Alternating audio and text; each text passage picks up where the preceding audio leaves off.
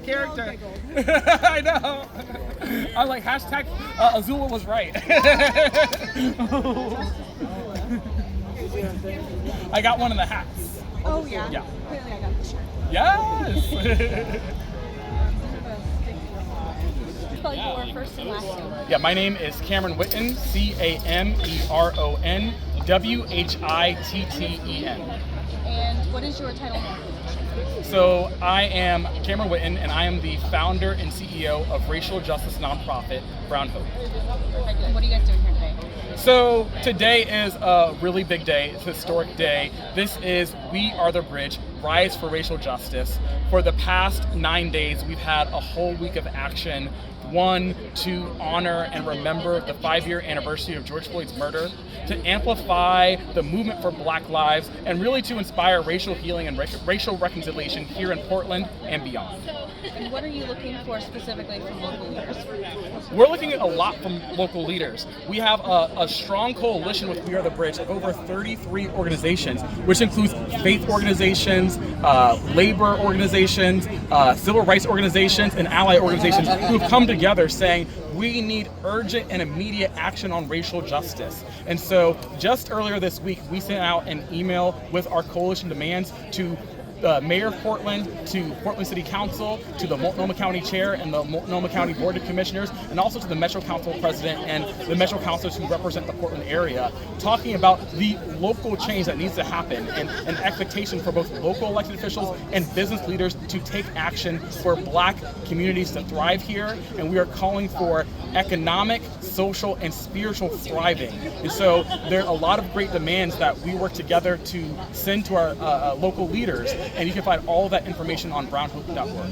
So you sent the letter. Have you heard anything back from any of them yet? Yes, I received a letter response from the Chair.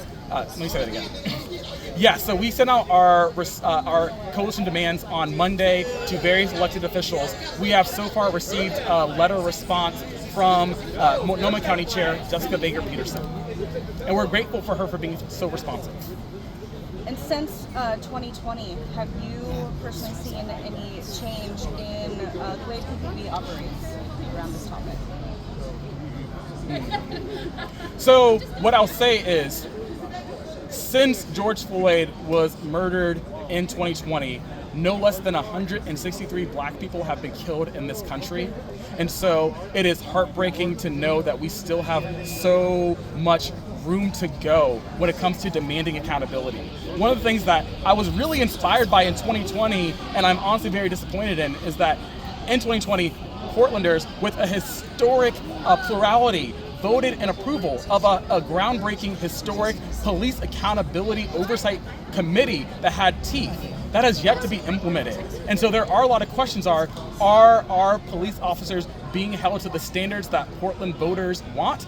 I don't think that's actually happening because that commission has not yet been put into effect. We're dealing with a lot of challenges right now with our current budget with the city, but I do believe that we need to make sure that we keep our promise to voters. And I also want to see our elected officials spending more time with Black-led nonprofits and organizations here in this town to hear about their concerns. Because I don't think there's enough action being happening right now immediately for racial justice in Portland.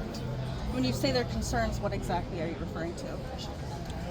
So when you are dealing with things like economic catastrophe and violence and all the major issues that happen in any type of municipality, what we know is that for Black, brown, and indigenous communities, they experience a disproportionate brunt of all those issues. So when the economy is lagging, guess who's losing their jobs first? And guess who's getting evicted first? We're talking about Black, brown, and indigenous communities. When we're talking about fentanyl and opioid crises, guess who's most directly impacted? Black, brown, and indigenous communities. And I just want to make sure that if folks say they're an ally, if these leaders say that they believe in racial justice, that they don't turn their backs when Black organizations are calling for change and action. And I gotta say, as someone who's been doing nonprofit leadership in Portland for the past 10 years, and have been doing protests in Portland the last 15 years, it is shocking to see that there is a lack of conversation around the issues impacting Black, brown, and indigenous people. One of the main reactions that I've gotten as we've talked about holding We Are the Bridge are people saying, oh, they're surprised it's been 5 years. we shouldn't be talking about how much time it's been. We should be talking about what's happening in our towns and what are we doing to actually live by our principles of racial liberation and racial equality. And back to the event today, what logistically are you guys doing? You're marching to Pioneer Courthouse Square. What are you planning for the Burnside Bridge? Yeah, I'm really excited for today. We have so much that we are going to be covering with today's program and the flow of our event. We're starting at noon right here at Revolution Hall in Southeast Portland. We have 90 minutes of speakers, faith leaders, elected leaders, labor leaders, civil rights leaders here in Portland who will be speaking to our audience. And after those 90 minutes, we're gonna march. And we're gonna be marching through downtown. We're gonna spend some time in Portland's living room at Pioneer Courthouse Square, and we're gonna have a very important, intimate moment at the Burnside Bridge. For folks who probably remember, in 2020 in June, Portland gained national and international attention because we had this incredible photo of Portlanders of all racial backgrounds filling Burnside Bridge together as a testament to our values, as a testament to our willingness to take action. So we will be returning back to Burnside Bridge today, and we will be having a 9-minute and 29-second moment of silence for George Floyd and honor the amount of time that Derek Chauvin had his knee on George Floyd's neck.